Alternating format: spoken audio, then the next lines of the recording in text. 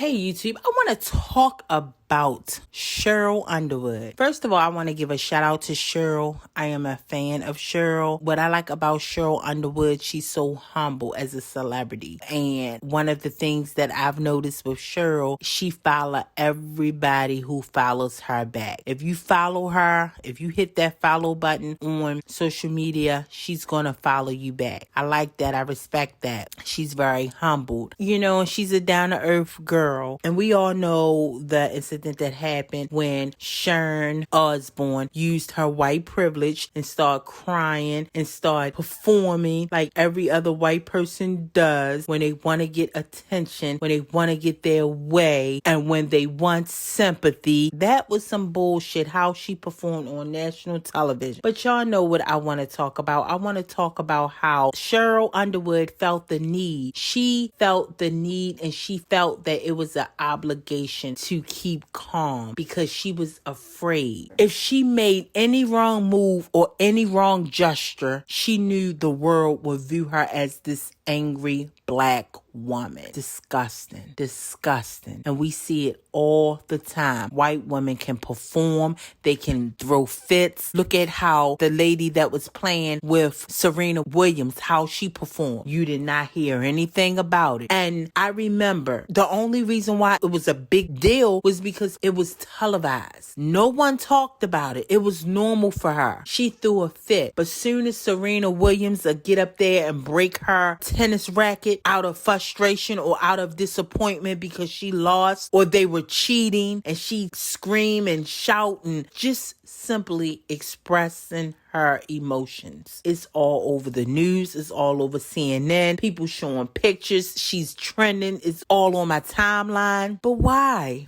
Why is that? Why does the black woman always have to watch what she say, watch what she does, watch how she say things? And even recently with me, on Twitter, I talk about it on several of my videos, me addressing Keke Palmer, and on other videos, I am working on a colorism part 2, thanks to my experience on Twitter. But why is it like that? Why is the black woman, preferably my complexion, is easily labeled hostile, angry, aggressive, mean, nasty, miserable, all because we express our emotions, or we tell you how we feel, we be honest about how we feel, and we are labeled these horrible things. People look at our complexion and just think the worst. Tupac, my favorite artist. If you follow me on Twitter, you know I am a huge Tupac fan. He said it best. Why is it when a woman of color expresses herself or voice her opinion, she's labeled as an angry black woman? But I want to say shout out to Cheryl for keeping her composure, because me, myself, I would have smacked the shit out of Sharon Osbourne. Me, myself, personally. I'm humble, but I'm not humbled.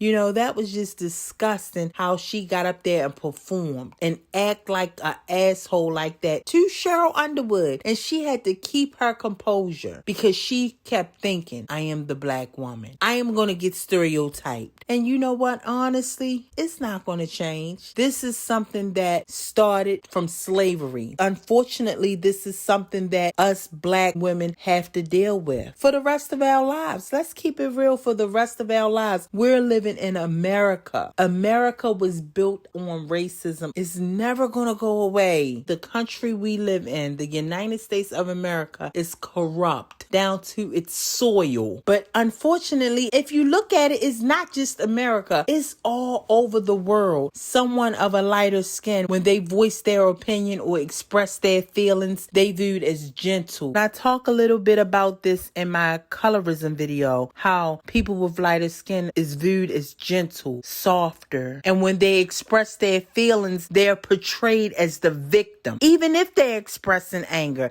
they're still portrayed as the victim. That's deep. And even if us black women express themselves or even try to defend ourselves, we're still going to be labeled as the attacker, as the aggressor. And that is so unfortunate. And I'm not even going to get up here and say we got to change, because it's not. It's not. And sadly, it's a lot of people my complexion that push this narrative. I talk about Lori Harvey when she pops up with her new boo of the week or her new boo of the day, because that's what it seemed like. And it's nobody but girls of my color saying Lori Harvey is goals. It's the dark-skinned girls who is giving her this platform, is giving her this pedestal, is having her sit on this pedestal. And then we can look at Kodak Black when he said he liked light-skinned women because they're more softer. Dark-skinned women of my complexion is more harder and aggressive. And he pointed to his own skin and said he don't like skin like this. And even me,